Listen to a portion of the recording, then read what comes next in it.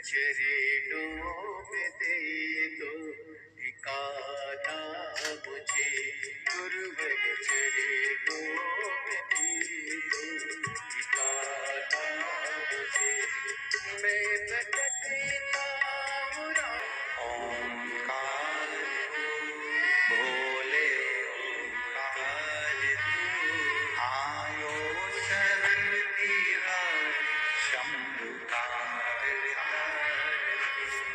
ये शिव को पाने का एक तरीका है।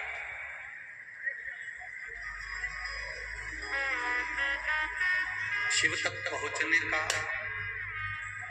एक जरिया है शिव महापुराण की कथा, भगवान शंकर की पवित्र कथा।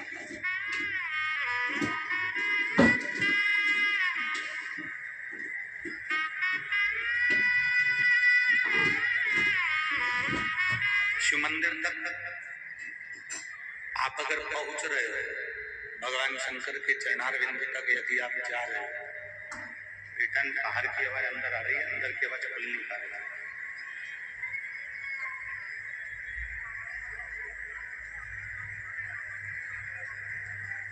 आप यदि भगवान शिव की मंदिर तक जा रहे हो, भगवान शंकर के द्वार तक जा रहे हो, भगवान शिव की चौखट तक यदि आप पहुंच रहे हो, तो ये मानकर चलिए कि आपने अपनी खुशियों के दरवाजे तक पहुंचने का लक्ष्य बना लिया। आपने अपने दुखों को मिटाने का एक दरवाजा पा लिया।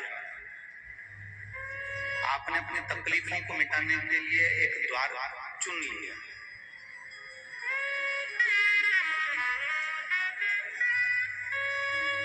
शिव महापुराण की कथा कहती है, जो शिव का हो गया, जो एक बार भगवान देवदेव महादेव के मंदिर तक पहुंचकर भगवान शंकर को एक लोटा जल समर्पित करना जो प्रारंभ कर देता है, जो शिव के शिवालय तक पहुंचना जान गया, जो शंकर के मंदिर तक पहुंचना जान गया, जो शंकर की चौखट तक पहुंचना जान गया, तो ये निश्चित मानकर चलना कि तेरी दुख की घड़ी में महादेव भी तेरे दरवाजे तक पहुंचना जान गया। ये निश्चित बोल बम का नारा है, सारी समस्या का हल।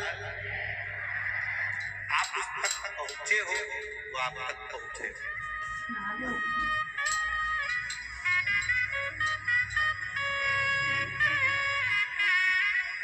जितना एक शिक्षक अपने स्टूडेंट को नहीं सिखाता,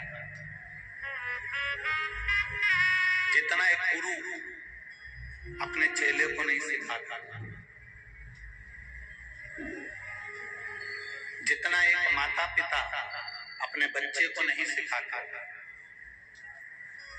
जितना एक विद्वान से विद्वान व्यक्ति भी किसी व्यक्ति को नहीं सिखाता, संसार में दो चीजें ऐसी हैं जो मनुष्य को अच्छे से अच्छे व्यक्ति को भी जीना सिखा देती है। एक है हमारी गरीबी और दूसरे नंबर पर है हमारे करीबी।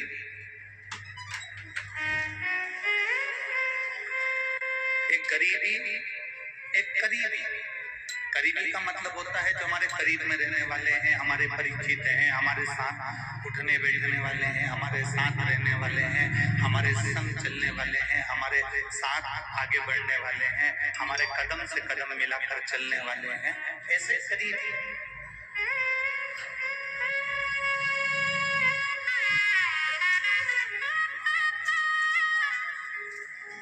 एक गुरु भी अपने चेले को जितना ज्ञान नहीं दे पाता, एक माता पिता जितने अपने बच्चे को उपदेश नहीं दे पाते, एक टीचर भी अपने स्टूडेंट को जितना ज्ञान नहीं दे पाता, उतना ज्ञान हमारे जीवन में दो चीजें सिखा जाती है, एक हमारी गरीबी और एक हमारे करीबी।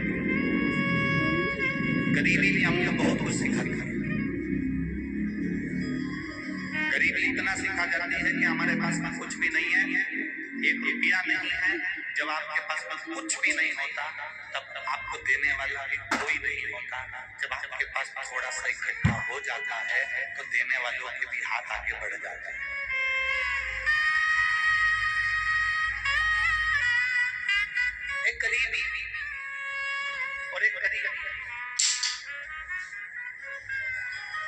गरीबी भी हमको बहुत सिखा देती है। जब आपकी परिस्थिति ठीक नहीं है ना, आपके साथ में कोई नहीं। जब आपकी परिस्थिति ठीक हो गई ना, तो आपके साथ में भी ढेर सारे खड़े हो जाएंगे। थोड़ा सा धन बढ़ा कि आपके पहचान वाले बढ़ जाएंगे। थोड़ी सी संपदा बढ़ी कि आपके रिश्तेदार, नातेदार, कुटुंब, कबीले सब बढ़ जाएंगे।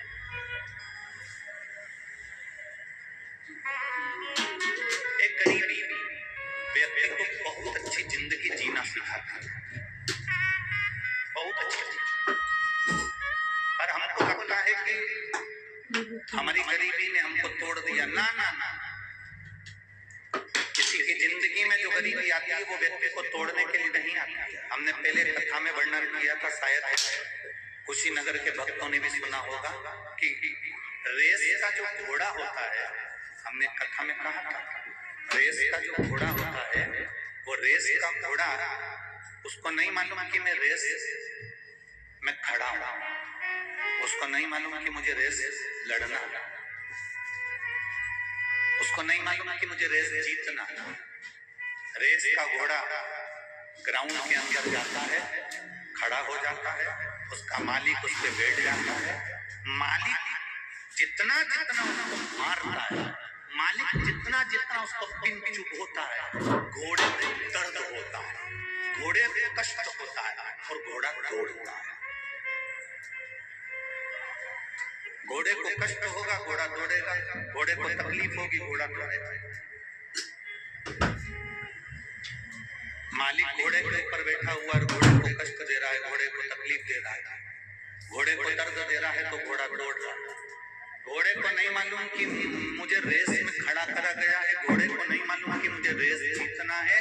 घोड़ा तो इसलिए दौड़ता है क्योंकि उसको कष्ट होता है, उसको तकलीफ होती है, उसको दर्द होता है, तो वो दौड़ता है। इतना दौड़ता है, इतना दौड़ता है कि दौड़ते दौड़ते वो आगे निकल जाता है और रेस में जीत जाता है। जब गरीबी आए ना, जब थोड़ी सी भी समस्या आए आपकी जिंदगी में, थोड़ा सा भी दुख आए आपकी जिंदगी में, थोड़ी सी भी तकलीफ आए आपकी जिंदगी में, तो ये अनुभव करना, ये अपने भीतर उतारना कि ये गरीबी परमात्मा ने आपको हारने के लिए नहीं दी है, दुख भगवान ने आपको हारने के लिए नहीं दिया है, तकलीफ भगवान ने आपको हारने के लिए नहीं दी है। दुख, तकलीफ, गरीबी परमात्मा हमेशा जिसको जिताना होता है, संसार में आगे निकलना होता है, उसी से। बड़े से बड़े लोगों को टीवी पर देखिए, डिबेट में देखिए, बड़े से बड़े व्यक्ति को आप टीवी पर निकाल कर देखेंगे, किसी का जीवन परिचय देखेंगे, उसने जिंदगी में बहुत दुख भोगा, दुख भोगा तो आंसू होगा। बचपन में उसने बहुत तकलीफ होगी तो आंसू को भोगा।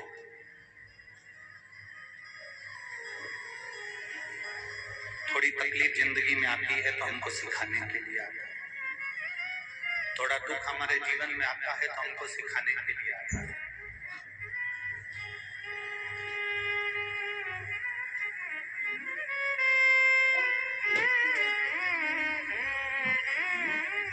हमसे कई लोग कहते हैं, मेरी कुशीनगर की बहनों, मेरे जीजाओं, मेरी जीजियों, बेटियों, बेटाओं, मेरी माताओं, मेरे भाई, हमसे कई लोग कहते हैं, गुरुजी फेसबुक पे कोई तुमको ऐसा बोल रहा था, तो यूट्यूब पर कोई आपको ऐसा बोल रहा था, तो कोई ने ऐसा बोल दिया। हम उनको कहते हैं कि देखो, जिसने अपनी दुख की घड़ी में सुना नहीं होता ना, उसको ये सुनकर बुरा लगता। ओम प्रकाश जी, जो दुख की घड़ी में बहुत कुछ सुन लेता है ना, उसको ये सब बातों से कोई फर्क नहीं पड़ता।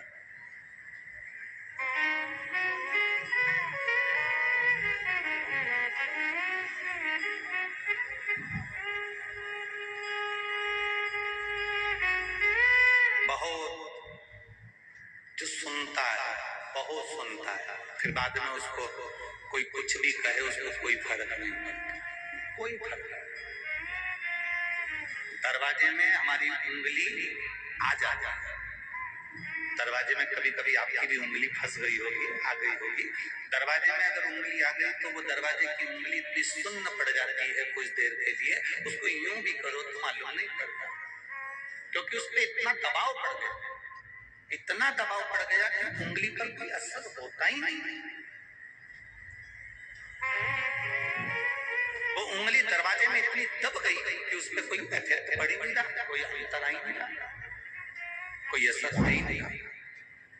ये उंगली पर दबाव पड़ा तो उंगली भी वजन को झेलने की आदत कर लेती है।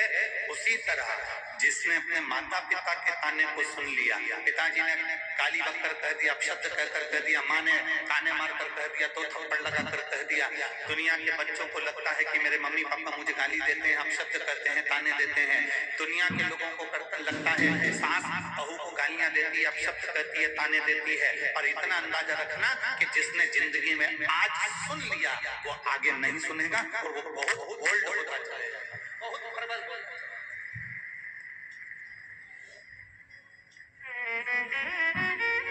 एक गरीबी और करीबी, करीबी मतलब पास में रहने वाले, करीबी और करीबी ये दो ऐसे टीचर हैं, ये दो ऐसे गुरु हैं जो जिंदगी में हर व्यक्ति को उज्जवल बना देते हैं, एक व्यक्ति को आगे बढ़ाना सिखा देते हैं। गरीबी में तुमको रहने का तरीका आ जाएगा, गरीबी में तुमको खाने का तरीका आ जाएगा, गरीबी में तुमको पैसे बचाने का तरीका आ जाएगा, गरीबी में तुम्हें पहनने का तरीका आ जाएगा, गरीबी में तुम्हें रहने का तरीका आ जाएगा, गरीबी में तुमको ताने सुनने का तरीका आ जाएगा, गरीबी में अपशब्द सहन करने का तरीका आ जाएगा, गरीबी में तुम्हें ये मालूम पड़ जाएगा कि कौन अपना कौन पराया। और दूसरे नंबर पर होते हैं करीबी, ये भी किसी टीचर से कम नहीं होते, हमारे अपने, ये किसी शिक्षक से कम नहीं होते, ये उसमें के होते हैं कि वक्त पढ़ने पर तुम्हें कब धोखा देकर आगे निकल जाए और तुम्हें लात मार कर आगे निकल जाए, ये पता नहीं पड़ता। तो गरीबी और करीबी ये हमेशा टीचर का काम करते हैं, करीबी और करीबी ये हमेशा गुरु का काम करते हैं, करीबी और करीबी ये हमेशा शिक्षक का काम करते हैं, ये हमको सीख देने का प्रयास है।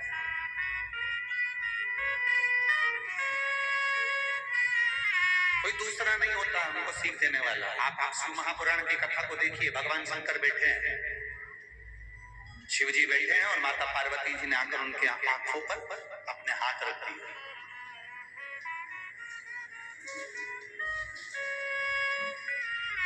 भगवान शंकर जी के नेत्रों पर जैसे पार्वती जी ने हाथ रखा, हाथ रखते से शिव जी के नयन से अश्रु नीचे गिर गए।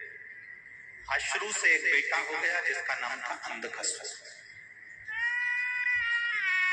जिसका नाम है अंधकासुर।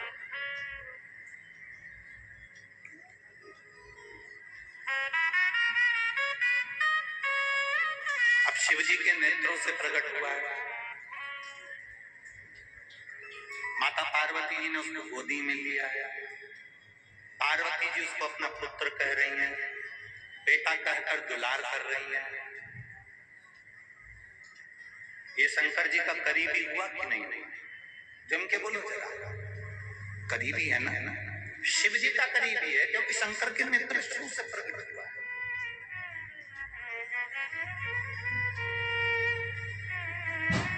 भगवान शंकर के नेत्र शुरू से प्रकट है। पार्वती जी ने उसका दुलार किया है, पार्वती जी ने उसको पुत्र माना है, पार्वती जी ने उसको स्नेह किया है बेटे की तरह, बेटे के तुल्य। करीबी है। अब यही अंधकासुर शिव जी के कहने पर माता पार्वती जी ने इसको समुद्र में पटक दिया। हिरण्याक्ष ने इसको पाल पोस कर बड़ा कर लिया, हिरण्याक्ष के प्राण छूट गए। अंधकासुर को ये मालूम पड़ गया ना मेरा पिता है ना कोई मेरी माँ है।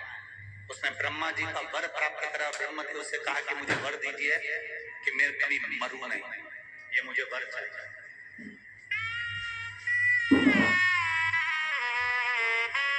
मेरे कभी प्राण ना छूटे, ये मुझे वर दीजिए।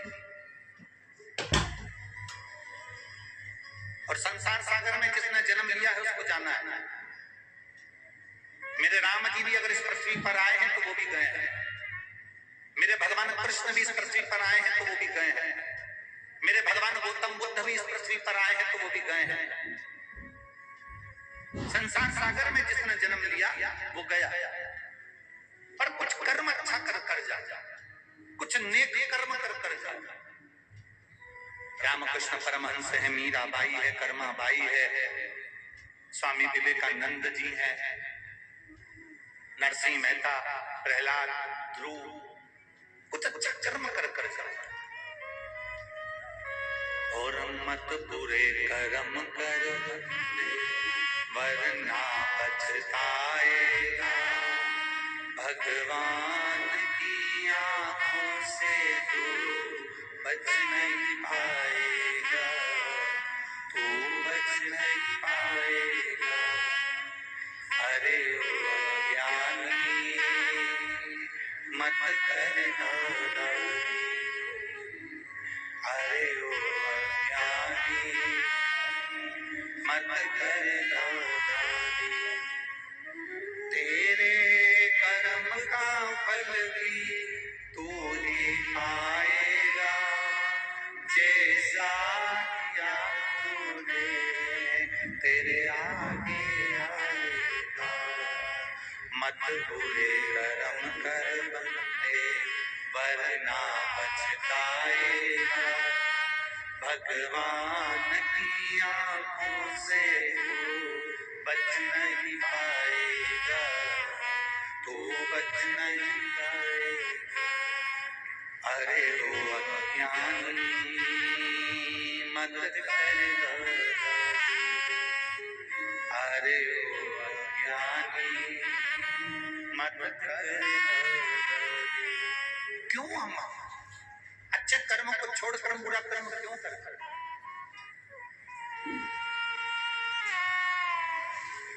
कुछ अच्छा करने का प्रयास करिए, संसार को कुछ अच्छा देने का प्रयास करिए। इसी प्रागण्य की मैं इसी शिव महापुराण का एक वर्णन करना चाहेंगे। आप अपने घर से किसी के लिए पानी भरकर लाए, और मुझे उम्मीद है आप में से कई लोगों ने ऐसा कर कर देखा होगा, और उसको उसका, और ये जो हम कथा बोल रहे हैं, जो हम बोल रहे हैं, ये आपके अनुभव की बात है। आप अनुभव कर कर देखिएगा, आपके साथ हुआ होगा। आप घर से पानी की बोतल लेकर आए किसी से, आप किसी के लिए बिस्कुट लाए, आप किसी के लिए कुरकुरा लाए, वेफर्स लाए, टॉफी लाए, या आप किसी के लिए कुछ खाने का सामान, आपने किसी को वो खाने का सामान दिया, पानी दिया, बिस्कुट दिया या टॉफी दी, कुछ भी जो आप लेकर आए थे वो आपने दिया। अब एक हाथ से आपने दिया, आप कथा सुन रहे हो, कथा श्रवण कर रहे हो, ये हमारा विश्वास कहता है। दूर मत जाओ कि भगवान अपन कहते हैं ना, जैसे अपन कथा में कहते हैं कि ये हाथ दो वो हाथ लो, आप कथा में कर कर भी देखना, आप एक हाथ से बिस्कुट दे भी देते हो, एक हाथ से टॉफी दे भी देते हो, इतनी देर में 3 घंटे की 4 घंटे की इस कथा में तुम्हारी गोदी में फिर कहीं ना कहीं से एक हाथ बिस्कुट का पैकेट या टॉफी या पानी की बोतल या पाउच आ गई। लीजिए रिवाइटल एज विमेन, जो ऑक्सीजन कैरिंग कैपेसिटी बढ़ाए और दे 28% ज्यादा एनर्जी। ये हमने दिया और ऐसा ही हमने वापस प्राप्त किया।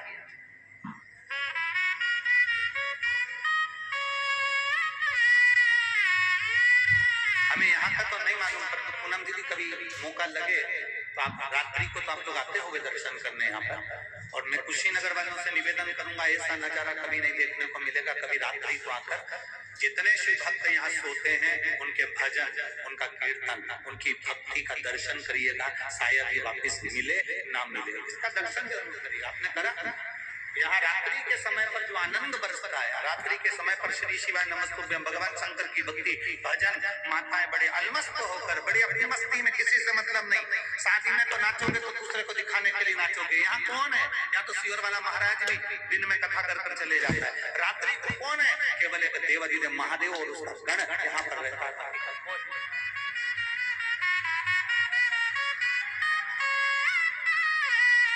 कौन देख रहा है रात्रि के समय पर? कौन? अरे मोर नाचा किसने देखा? हम कहते वो नारायण ने देखा।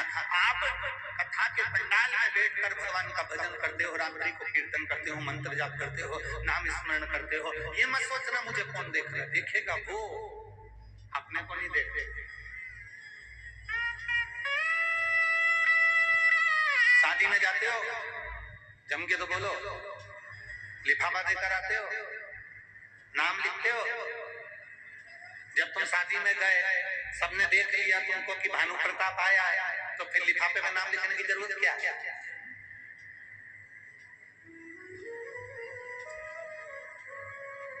नाम किसके लिए लिखा जाता है?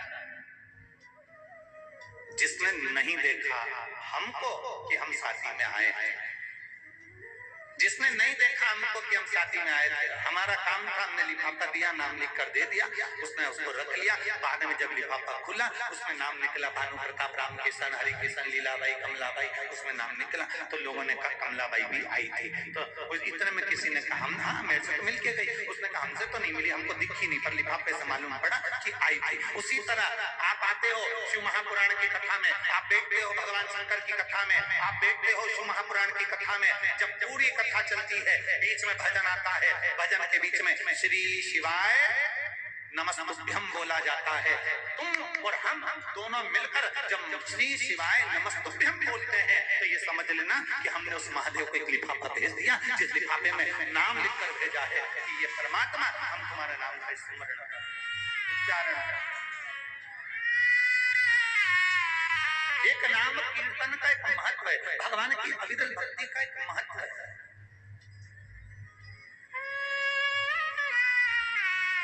संत साधु गुरुजन महात्मा जोगी सन्यासी तपस्वी साधक उपासक, ये सबका जन्म मृत्यु लोक पर होता है। भजन करते हैं, कीर्तन करते हैं, साधना करते हैं और भगवत स्मरण कर कर अपने अपने धाम को फिर चले जाते।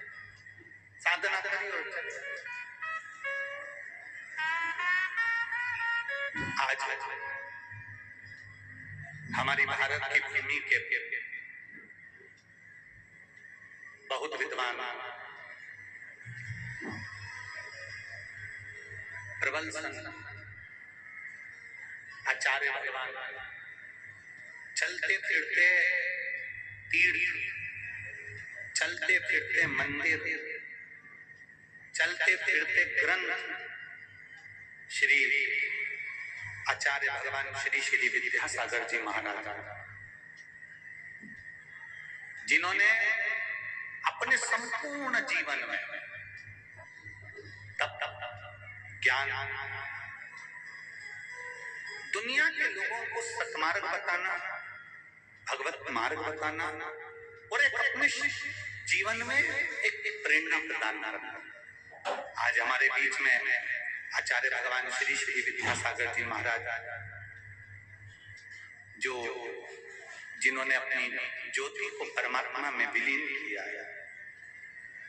इस व्यासपीठ से, शिव महापुराण के माध्यम से और संपूर्ण शिव भक्तों की ओर से, इस व्यासपीठ से पूज्य गुरुदेव के शरीर छोड़कर ये ज्योति परमात्मा में आज इनकी विलीन हुई है। आज इनकी समाधि इन्होंने ली है। ऐसे पूज्य संत श्री श्री विद्यासागर जी महाराज जी को इस पवित्र शिव महापुराण की भव्य आयोजन से सत सत नमन, श्रद्धांजलि और उनके पावन चरणों को नमन नमन नमन। ऐसे पूज्य गुरुदेव के पावन चरणों को नमन करते हैं। आप और हम परम पूज्य श्री श्री विद्यासागर जी महाराज के लिए 5 बार श्री शिवाय नमस्तुभ्यम का स्मरण करते हैं।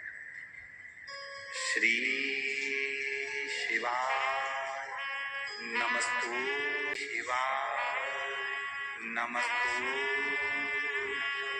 श्री शिवाय नमस्तु श्री शिवाय नमस्तु श्री शिवाय नमस्तु।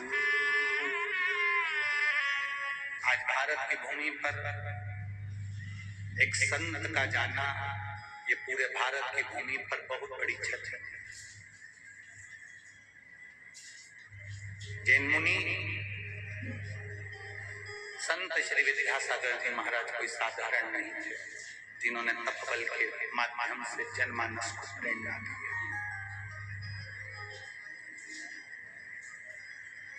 संत आते हैं मृत्यु लोग पृथ्वी, प्रेरणा देते हैं, ज्ञान प्रदान करते हैं, धैर्यता देते हैं, श्रद्धा बढ़ाते हैं, विश्वास बढ़ाते हैं, दृढ़ बनाते हैं, भगवत स्मरण की ओर आपको प्रबल बनाते हैं, प्रबल, और फिर अपना कार्य पूर्ण कर कर चले जाते हैं।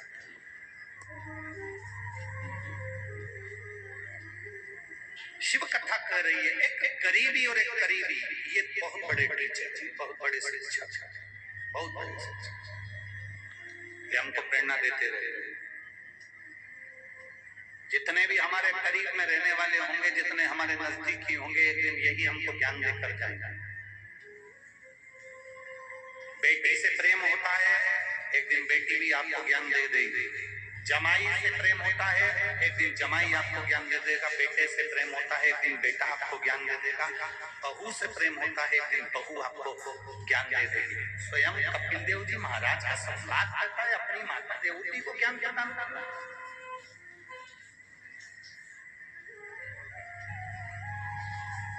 एक बेटा क्या अपने माँ बाप को ज्ञान दे सकता है?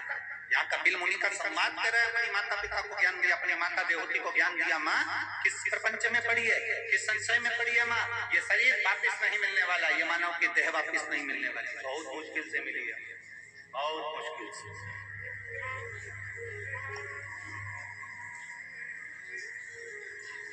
83,99,999 योनियां काटी हैं, अब ये 84,00,000 नंबर की ये मनुष्य की देह पाई है। 83,99,999 योनियां काटने के बाद ये मानव का शरीर मिला। इस शरीर को ऐसे जमाता, इस शरीर को ऐसे कर्म अच्छा करता, कर्म अच्छा करिए, श्रेष्ठ कर्म करने का प्रयास करिए। जितना अच्छा कर सकते हो उतना अच्छा करने का प्रयास, जितना अच्छा कर सकते।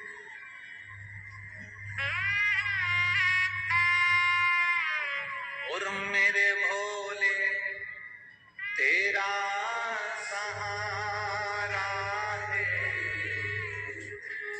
मेरे भोले तेरा सहारा है, मेरी नैया का तो किनारा है, मेरी नैया का तो किनारा है, मेरे भोले तेरा सहारा है, मेरे भोले तेरा सहारा है, मेरी नैया का तो किनारा है, मेरी नैया का तो किनारा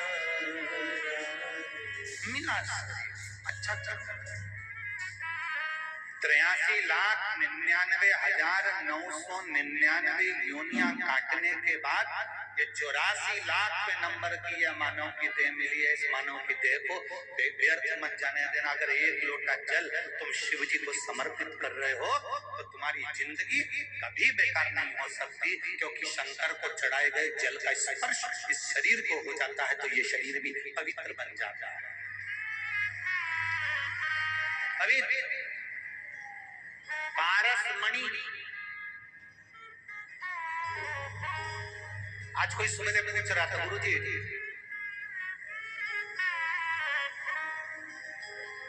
शिव जी का शिवलिंग और पारसमणि, इन दोनों में क्या अंतर है? शिव जी का शिवलिंग और पारसमणि में क्या अंतर है? कोई कह रहा था इन दोनों में अंतर क्या है? हमें एक बात जरूर कहेंगे इसका अंतर।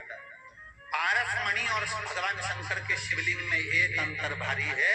पारसमणि केवल लोहे को छूती है, धातु को छूती है और सोना बना देती है, और और शिवलिंग वो है, इसको जो छू लेता है वो कुछ भी हो, चाहे वो पत्ती हो, पुष्प हो, पक्षी हो, पशु हो, चाहे मनुष्य हो, वो स्वयं आप रूप परमात्मा का हो जाता है। सोना नहीं, वो परमात्मा का हो। भगवान